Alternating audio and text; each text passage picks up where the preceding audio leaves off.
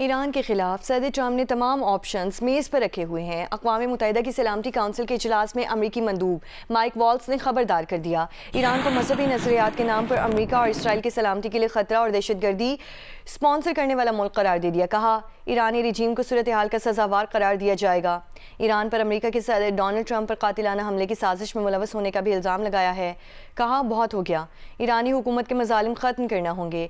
सदर ट्रंप बातों नहीं एक्शन वाले शख्स हैं। ईरान में कत्ले आम रुकना चाहिए और ईरानी रजीम को इस बात का मतलब भी समझना चाहिए। President Donald J. Trump and the United States of America stands by the brave people of Iran, period. And regardless of its excuses, and you will hear many today from the Iranian regime and from its friends, the regime is solely responsible for the economic misery of the Iranian people and the repression of their freedom, and they will be held accountable. Iran says it's ready for dialogue, but its actions say otherwise. This is a regime that rules through oppression, through violence, and through intimidation, and has destabilized the Middle East for decades. Well, enough is enough. President Trump is a man of action, not endless talk like we see at the United Nations. He has made it clear all options are on the table to stop the slaughter. And no one should know that better than the leadership of the Iranian regime. कशीदगी चाहते हैं ना तसादुम जारियत की गई तो फैसला कुन जवाब दिया जाएगा। अक़वाम मुत्तहिदा में ईरानी मंदूब अमीर सईद इरवानी का खिताब। कहा, अमरीका का ईरान के मामले पर सलामती काउंसिल इजलास बुलाना शर्मनाक है। ईरान ने 8 और 10 जनवरी को दाइश तर्ज की दहशतगर्दी का सामना किया था। अमरीका, बरतानिया और फ्रांस की हुकूमतों को रजीम कहते इन ममालिक पर दोहरा मायार अपनाने का दावा। कहा, ईरानी सिविल सोसाइटी नुमाइंदों के नाम पर सलामती काउंसिल में अमरीकी और इसराइली एजेंडा पेश किया गया। बोले, ईरान मामले को सिफारती तरीके से हल करना चाहता है, मगर बराह रास्त या बिलवास्ता जारियत की चाहती है तो ईरान इसका फैसला कुन जवाब दिया जाएगा। It is deeply regrettable that the representative of the United States regime who requested this meeting has today resorted to lies, distortion of facts, and deliberate misinformation to conceal his country's direct involvement in steering unrest in Iran. Iran seeks neither escalation nor confrontation. However, any act of aggression, direct or indirect, will be met with a decisive, proportionate, and lawful response under Article 51 of the Charter. This is not a threat. It is a statement of legal reality. Responsibility for all consequences will rest solely with those who initiate such unlawful acts. ताकत का इस्तेमाल सूरत हाल मजीद संगीन कर देगा। सिफारतकारी अपनाई जाए। अक़वाम मुत्तहिदा में पाकिस्तानी मंदूब आसिम इफ्तिखार का सलामती काउंसिल से खिताब। कहा, बढ़ती हुई कशीदगी में इलाकाई अमन इस्तेकाम के लिए नए ख़तरात जन्म ले रहे हैं। फ़रीक़ैन ज़ब्त व तहम्मुल का मुज़ाहरा करें। तसादुम और तनाज़े से हर सूरत इज्तनाब किया जाए। कहा, ईरानी अवाम और क़यादत की बसीरत पर मुकम्मल एतमाद है। ईरान में हालात की जल्द मामूली पर वापसी की उम्मीद का इजहार। कहा, ख़ित्ते में अमन व इस्तेकाम के लिए की जाने वाली तमाम सिफारती कोशिशों की हिमायत का इजहार करते हैं। Iran is an immediate neighbor of Pakistan and a brotherly country. The people of our two nations share deep-rooted historical, friendly, cultural, and religious bonds. We hope for an early normalization of the situation in Iran and express support for all diplomatic efforts aimed at regional peace and stability. The UN Charter prohibits threat or use of force against other states' territorial integrity or independence, or to interfere in matters essentially within the domestic jurisdiction of states. Any external interference in the domestic affairs of states is inconsistent with international law and principles of the UN Charter. we strongly believe that all disputes must be resolved through peaceful means and in accordance with international law. Continued hostilities, use of force, and unilateral actions will only take us further away from the resolution of core issues and cause unnecessary humanitarian suffering. आगे बढ़ें और आपको बताएं कि सलामती council का इजलास circus से ज़्यादा कुछ नहीं है। रूसी मंदूब की अमेरिका पर तनकीद, कहा यह इजलास बुलाना शर्मनाक है। इजलास आलमी अमन के लिए बुलाया जाना चाहिए था, ना कि ईरान के अंदरूनी मामलात में मुदाखलत के लिए। उन्होंने कहा कि बैरूनी कुव्वतें ईरान पर मौजूदा हालात को बढ़ावा दे रही हैं। शहरियों और इमलाक का तहफ़्फ़ुज़ ईरानी हुकूमत की तरजीह है। अमेरिका की जानिब से ईरानी आवाम को कहा गया है कि वो इदारों पर कब्जा कर लें। ये बयानात किसी भी मुल्क की सालमियत के खिलाफ हैं। कहा ईरानी सुप्रीम लीडर और हुकूमत की हिमायत में वसी पैमाने पर लोग निकले हैं। अमेरिकी कार्रवाई से खित्ता मज़ीद बहरान का शिकार हो जाएगा। मसाइल के पुरअमन हल में ताउन की पेशकश।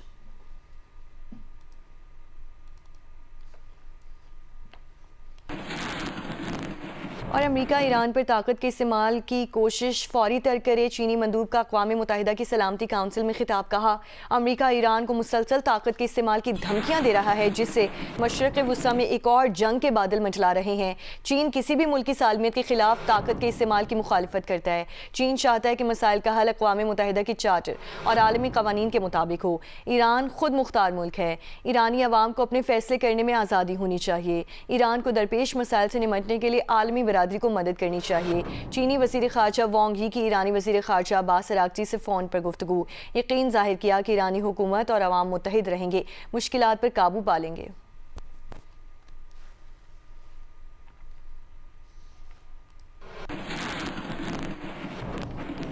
पाकिस्तान और सऊदी अरब के दिफाई माहिदे के बाद पाकिस्तान, सऊदी अरब और तुर्की के दरमियान एक सहफरीकी दिफाई माहिदे की तैयारियां की जा रही हैं। इस सिलसिले में नए दिफाई माहिदे का एक ड्राफ्ट तैयार कर लिया गया है।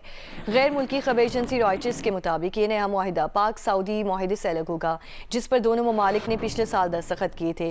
खबर एजेंसी के मुताबिक माहिदे की तकमील के लिए तीनों मुल्कों के दरमियान एक हतमी इत्तफाक राय की ज़रूरत है, मगर ये माहिदा पाइपलाइन में है। सहफरीकी माहिदे का ड्राफ्ट हुकूमत पाकिस्तान, सऊदी अरब और तुर्की के पास पहले से मौजूद है। तीनों मुल्क अब इस ड्राफ्ट पर गौर कर रहे हैं। इस माहिदे पर पिछले 10 माह से बातचीत जारी है। इस बारे में तुर्की के वज़ीर ख़ारजा खाकान फिदान से पूछा गया कि उन्होंने कहा इस सिलसिले में बातचीत हुई है कि अभी तक किसी माहिदे पर दस्तखत नहीं किए गए।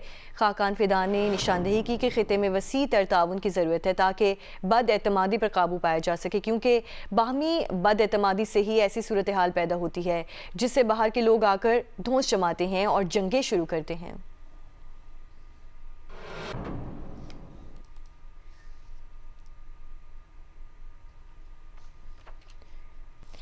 खराब मौसम के बाइस 12 परवाज़ें मनसूख कर दी गई हैं। 94 ताख़ीर का शिकार हैं। नजफ़ से लाहौर आने वाली परवाज़ को इस्लामाबाद उतार लिया गया है, जबकि लाहौर कराची की कौमी एयरलाइन की 2 परवाज़ें मनसूख कर दी गई हैं। अफजल नदीम जोगर, नुमाइंदा जियो न्यूज़, हमारे साथ मौजूद हैं।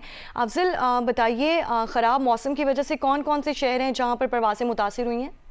देखिए, सबसे ज्यादा तो आज लाहौर मुतासर है, जहां की जो फ्लाइट्स हैं उसमें 30 फ्लाइट्स तो ऐसी हैं जिनमें 12.5 घंटे तक की ताखीर है, जो कि लाहौर से मुख्तलिफ इंटरनेशनल और दूसरी परवाजें हैं। जबकि इसी 30 के अलावा जो 7 परवाजें हैं कराची और लाहौर के दरमियान, 7 परवाजों में जिनमें 1 से 7 घंटे तक की ताखीर है। उसके बाद दूसरे नंबर पर इस्लामाबाद भी आज मुतासर है, जहाँ की तकरीबन 27 परवाजें हैं, जिसमें 4 कराची की हैं। इनमें जो है वो 1 से 13 घंटे तक की ताखीर हो रही है। इसी तरह जो कराची है, यहाँ की तकरीबन 18 परवाजें हैं, जिसमें 1 से 13 घंटे तक की ताखीर है। बाकी एयरपोर्ट का तो शेड्यूल शुरू ही 11 बजे होता है, जैसे फैसलाबाद है या मुल्तान है या पेशावर है और सियालकोट है। इनका तो जो परवाजों की आमद और रफ्त का सिलसिला ही अब बहुत देर गए, यानी 11 बजे के बाद शुरू होता है, लिहाजा वहाँ का तो अभी कोई खास फर्क नहीं है। लेकिन सबसे ज्यादा लाहौर मुतासर है, जहाँ पर गुज़िश्ता रोज की जो तकरीबन 4 परवाजें हैं जो कल की थी वो आज ऑपरेट की जानी है, उनमें तकरीबन कोई 13 घंटे तक की ताखीर जो है वो हो रही है। बहुत शुक्रिया अफजल नदीम जोगर आपका।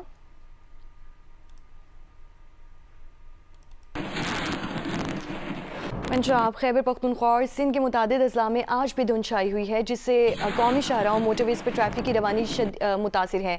पेशावर, लाहौर, सियालकोट, फैसलाबाद, मुल्तान समेत कई शहरों में मोटरवेज के मुख्तलिफ सेक्शंस बंद हैं।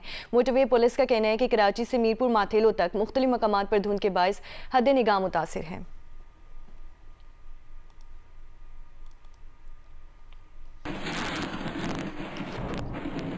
और महकमा मौसमियात के कहने के आज कमज़ोर मगरबी हवाओं का नया सिलसिला मुल्क के बालाई इलाकों में दाखिल होगा, जिसमें 20 जनवरी तक शिद्दत आने का इम्कान है।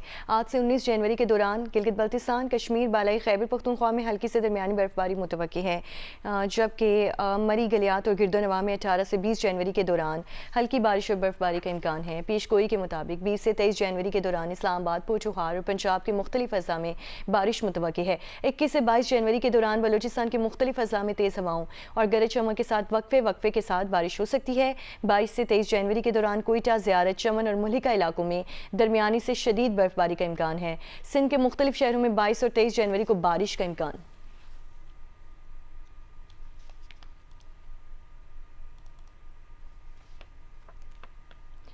और आगे बढ़ें और आपको बताएं कि बांग्लादेश प्रीमियर लीग के मुलतवी होने के खदशात ख़त्म, आज मैचेस खेले जाएंगे। बीसीबी और क्रिकेटर्स के दरमियान रात गए मामलात तय पा गए हैं। बांग्लादेश प्रीमियर लीग के मैचेस को रीशेड्यूल कर दिया गया। बांग्लादेश क्रिकेट बोर्ड ने नए शेड्यूल का भी ऐलान कर दिया। कल मुलतवी होने वाले मैचेस अब आज खेले जाएंगे, बीसीबी की जानिब से बताया गया है। और नस्रुल इस्लाम ने गुज़श्ता रोज़ खिलाड़ियों के खिलाफ बयान दिया था, जिस पर बांग्लादेशी खिलाड़ियों की जानिब से बॉयकॉट कर दिया गया था। बांग्लादेशी क्रिकेट बोर्ड ने फाइनेंस कमेटी के चेयरमैन नस्रुल इस्लाम को उनके ओहदे से हटा दिया है। अपडेट करें अहम खबर से, बांग्लादेश प्रीमियर लीग के मुलतवी होने के खदशात ख़त्म, मैचेस आज खेले जाएंगे। और नई दिल्ली में जारी इंडियन ओपन बैडमिंटन में एक और शर्मिंदगी का वाक़या पेश आया। लो केनली और प्रोनाय के मैच के दौरान परिंदे की बीट गिरने से मैच रोक दिया गया। ये वाक़या एक ही मैच में दो बार पेश आया। गुज़श्ता रोज़ इवेंट के दौरान स्टेडियम में बंदर की मौजूदगी की तस्वीर भी सोशल मीडिया पर वायरल रही थी। इंदिरा गांधी स्पोर्ट्स कॉम्प्लेक्स में जारी इंडियन ओपन बैडमिंटन में गुज़श्ता रोज़ डेनमार्क की खातून खिलाड़ी ने दिल्ली में इवेंट के दौरान गैर सेहतमंद माहौल की निशानदही की थी। डेनमार्क के खिलाड़ी आंद्रेस भी फ़ज़ाई आलूदगी की वजह से टूर्नामेंट से दस्तबरदारी का ऐलान कर चुके हैं। अब पैरानॉय और लोकिन यो के मैच के दौरान परिंदे ने बीट कर दी, जिसके बायस खेल 2 बार रोकना पड़ा। गुज़श्ता रोज़ इवेंट के दौरान स्टेडियम में बंदर की मौजूदगी की तस्वीर भी सोशल मीडिया पर वायरल रहीं। हॉकी ओलंपियंस एक बार फिर पाकिस्तान हॉकी फेडरेशन और पाकिस्तान स्पोर्ट्स बोर्ड के खिलाफ जमा हो गए और वज़ीर आज़म पाकिस्तान से मुतालबा किया है कि फेडरेशन के सदर को बरतरफ किया जाए। स्पोर्ट्स बोर्ड हॉकी फेडरेशन के इंतखाबात कराने में नाकाम रहा है।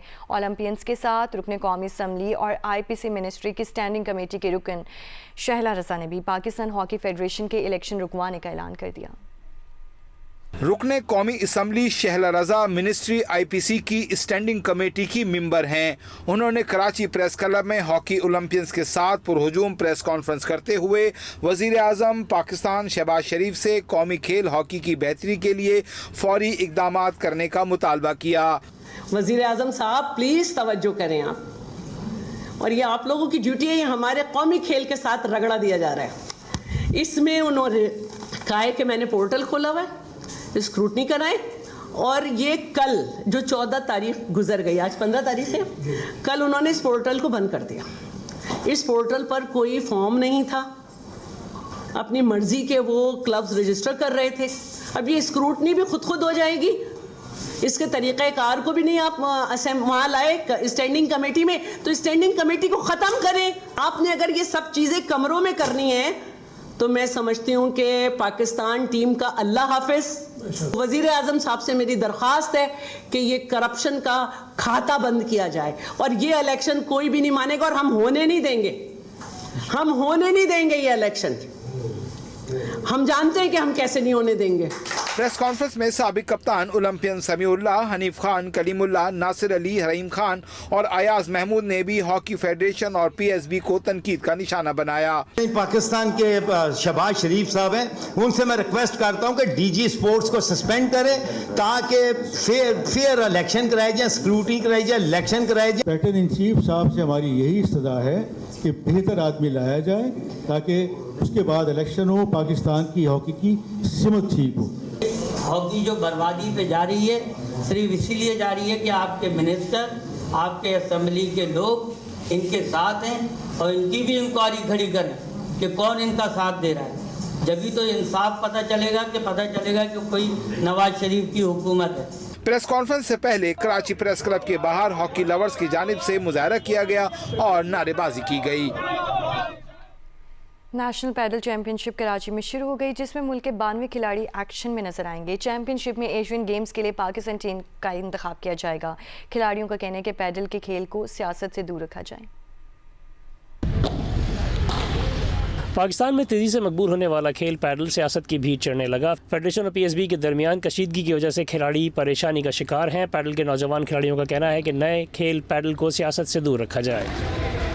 पॉलिटिक्स तो हर चीज़, you eat breathe and sleep politics, but sports में बिल्कुल भी नहीं आनी चाहिए, बिकॉज इससे होता क्या है कि सारे प्लेयर्स अफेक्ट होते हैं। स्पोर्ट है जिसमें women are showing a lot of interest and they are coming up and then we get to know कि हमारा कितना टैलेंट है पाकिस्तान में। उम्मीद है कि अच्छे तरीके से आगे जा रहा है, इसमें बस पॉलिटिक्स ना हो बाकी गेम्स की तरह। पॉलिटिक्स की वजह से प्लेयर फंस रहा होता है, क्योंकि आपस में पॉलिटिक्स हो रहा है तो प्लेयर पीछे फंस रहा है, वो अपना टैलेंट शो नहीं कर पा रहा है।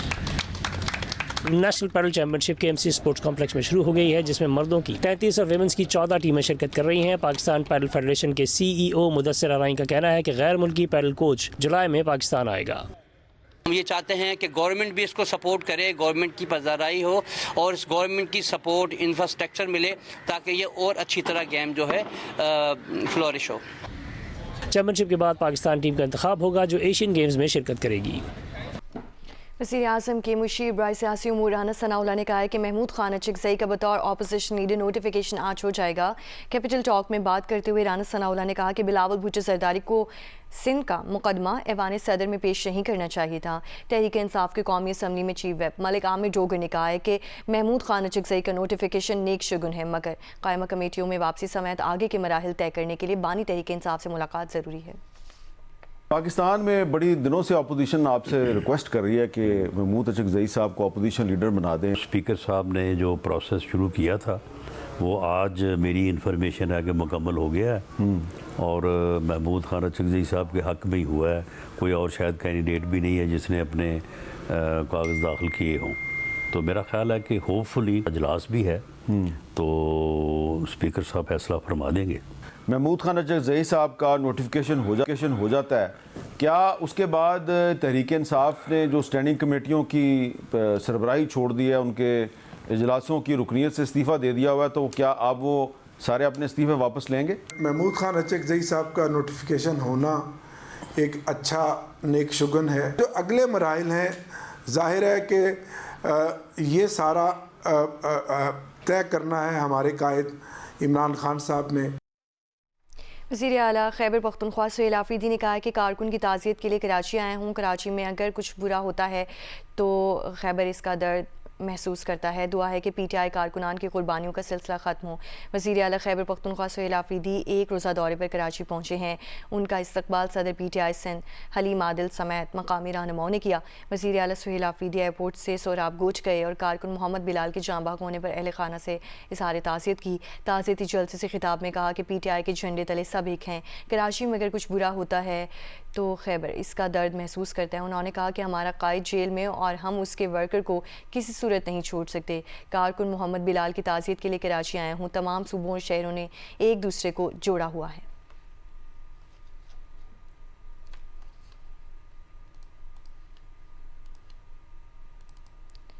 आगे बढ़ें और आपको बताएं कि गंदम और आटे की कीमत में मुसलसल इजाफा रिकॉर्ड किया जा रहा है। एक हफ्ते के दौरान मुल्तान में गंदम की कीमत में 600 रुपये मन तक इजाफा हुआ है, जबकि सरकारी आटे के स्टॉक में कमी और मायार ना होने के बावजूद शहरी महंगा आटा ख़रीदने पर मजबूर हैं। जौदत नदीम रिपोर्ट करेंगे। जी, मुल्तान समेत जनूबी पंजाब भर में पिछले एक हफ्ते के दौरान आटे और गंदम की कीमत में इजाफा देखने में आया है।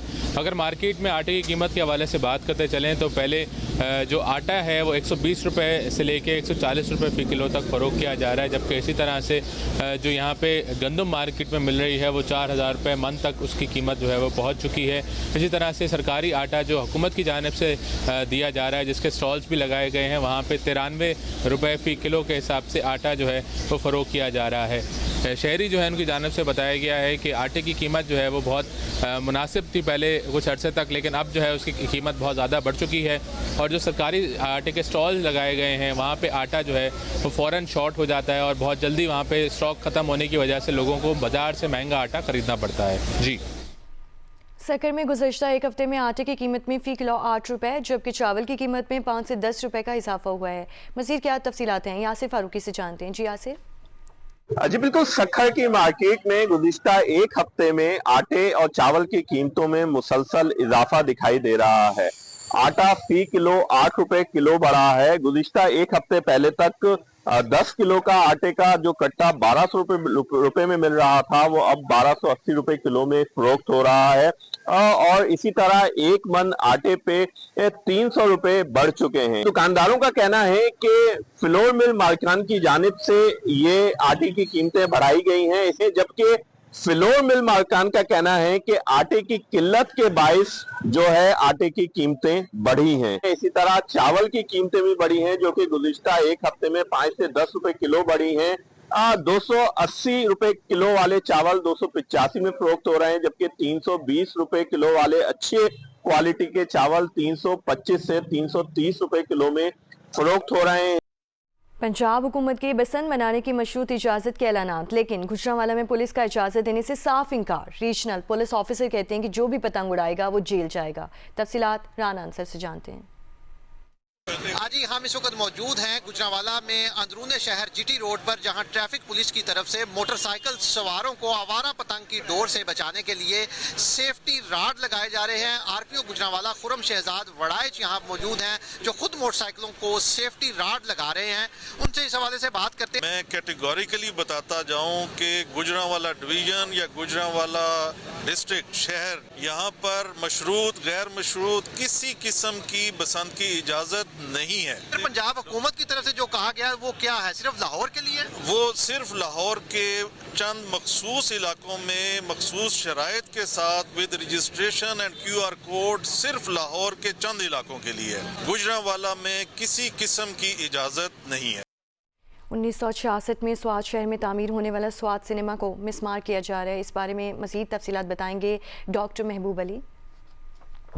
जी बिल्कुल, मैं इस वक्त स्वात के तारीखी स्वात सिनेमा में मौजूद हूँ। वो स्वात सिनेमा जो कि साल 1966 में बना था, लेकिन अब इस सिनेमा को मसमार किया जा रहा है। जी हाँ नाजरीन, 1966 में बनने वाला ये सिनेमा जो है अब ये सिनेमा नहीं रहा, बल्कि इसको मसमार किया जा रहा है। और इनके मालिकान से जो हमारी बात हुई है तो उनका ये कहना है कि अब इस सिनेमा की जगह पर एक आलीशाह कमर्शियल प्लाजा तामीर किया जाएगा।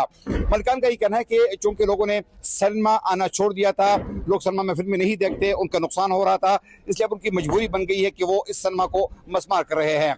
मकामी लोगों का ये कहना है कि चूंकि सिनेमा में मयारी फिल्में नहीं लगती थी और साथ में सोशल मीडिया के आने के बाद भी लोगों ने सिनेमा आना छोड़ दिया था, इसलिए मालिकान की भी मजबूरी थी कि वो इस सिनेमा को अब बाकायदा तौर पर ख़त्म कर रहे हैं, उसको मसमार कर रहे हैं।